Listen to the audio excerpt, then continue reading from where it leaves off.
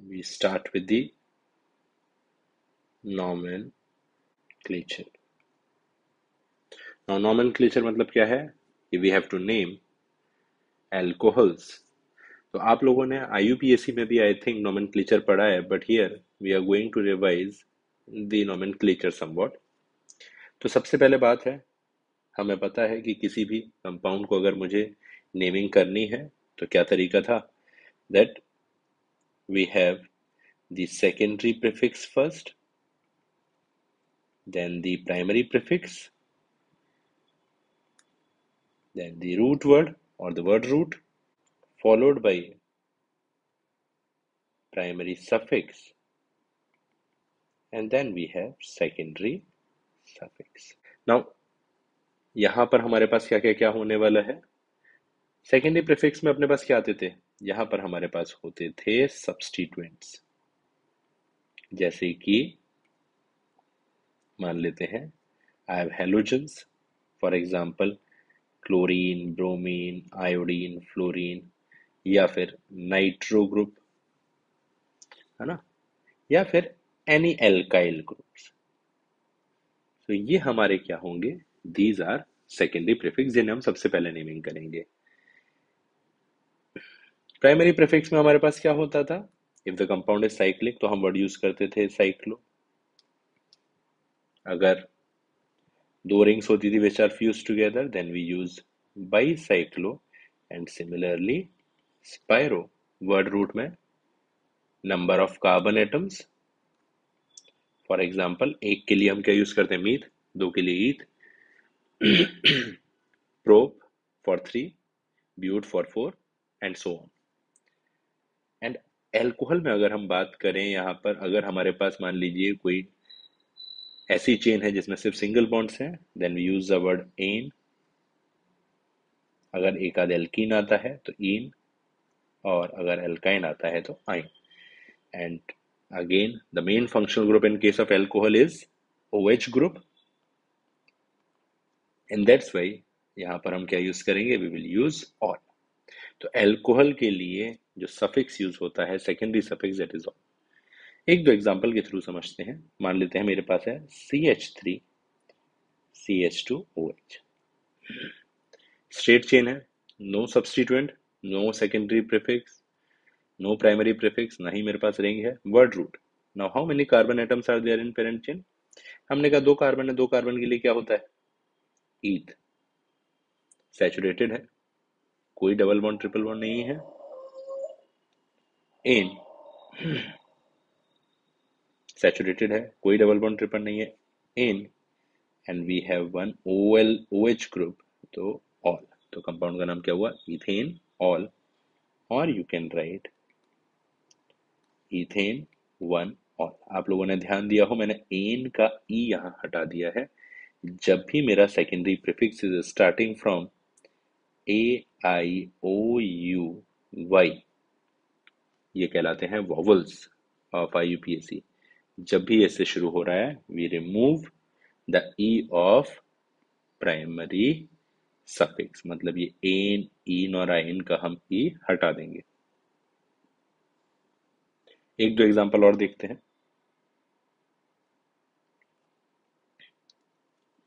Now यहाँ पर हमारा क्या प्रायोरिटी होती थी? आप लोगों ने IUPAC में पढ़ा है कि अपने मेन फंक्शनल ग्रुप को मिनिमम नंबर देना है. 1 2 3 4. कितने कार्बन? 4. ब्यूट. एल्केन है एन. 2 ऑल. 2 यहाँ क्या रिप्रेजेंट कर रहा है? Position of my functional group.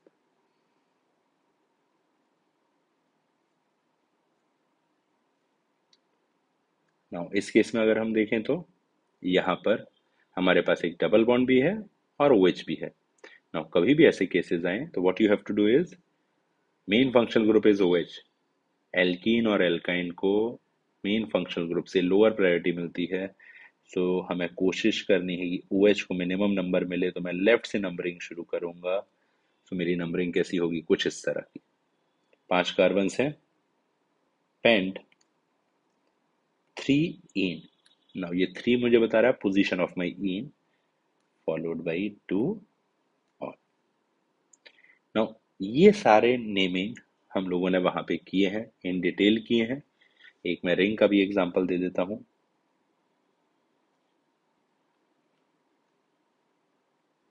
Again Cl is always treated as a substituent. Numbering OH से शुरू करनी पड़ेगी, 1 2 3 4 5 6। हम क्लॉकवाइज गए, एंटी क्लॉकवाइज क्यों नहीं गए? क्योंकि क्लोरीन को वहां से बड़ा नंबर मिलता है एंड हमें कोशिश करनी है कि when we have started with our functional group तो हमारे सब्स्टिट्यूएंट को भी कम ही नंबर मिले। So 3 chloro cyclo. अब देखिए ये है मेरा सेकेंडरी प्रीफिक्स। अब प्राइमरी प्रीफिक्स आया cyclo, then how many carbon atoms are there? 6 hex in one all. So this is about the naming of alcohols.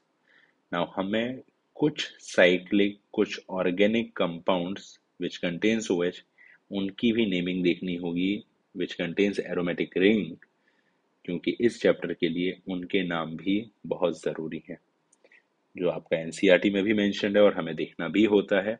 We have to know their common name as well as their IUPAC name. For example, this structure. Now ये है हमारा phenol. Now the important thing to remember here is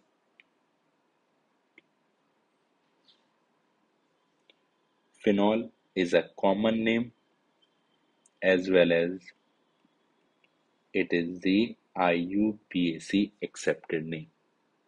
It means आप IUPAC में भी phenol लिख सकते हैं as well as common name में भी phenol use कर सकते हैं. But what about this compound?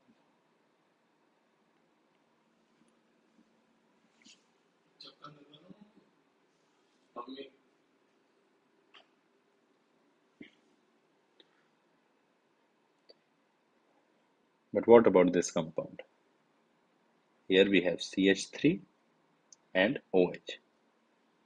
Now common name में हम इसे कहते हैं ऑर्थोक्रेसॉल। नाउ क्रेसॉल कब होगा? जब मेरे एरोमेटिक रिंग में, मेरी बेंजीन में एक पोजीशन पे OH हो और एक CH3 हो, तब आप क्रेसॉल यूज करोगे।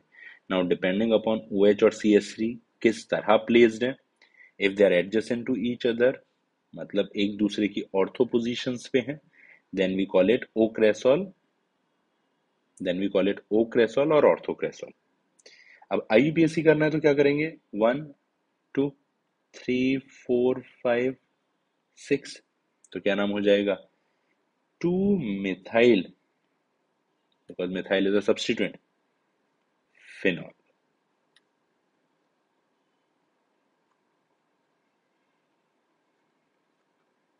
Now let's understand this one.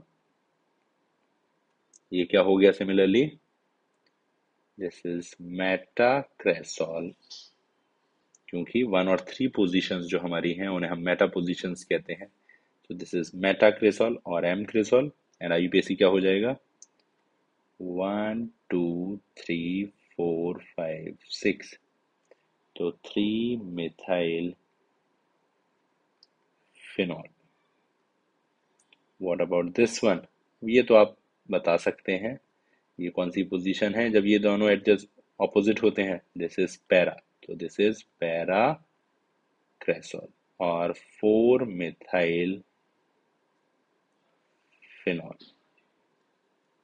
Okay, एक और बड़ा इंपॉर्टेंट कंपाउंड आता है यहाँ पे,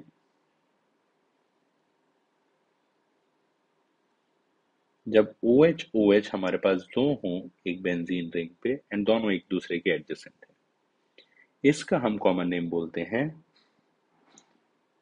कैटेकॉल। ये आपको ध्यान रखना है, कई बार एग्जाम्स में इससे क्वेश्चन आता है। तो this is catechol and IUPAC is benzene 1 2 diol. अब एक चीज ध्यान रखिएगा, यहाँ पे बेंजीन का ई मैंने नहीं हटाया है, रीजन ये डायोल है, डी से शुरू हो रहा है, वहां पे सिर्फ ऑल नहीं है। नाउ 1 3 OH अगर हो, this is called resorcinol. that is benzene 1,3-diol।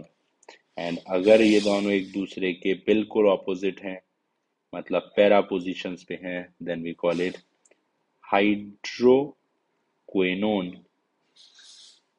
और quinol, and this is benzene 1,4-diol।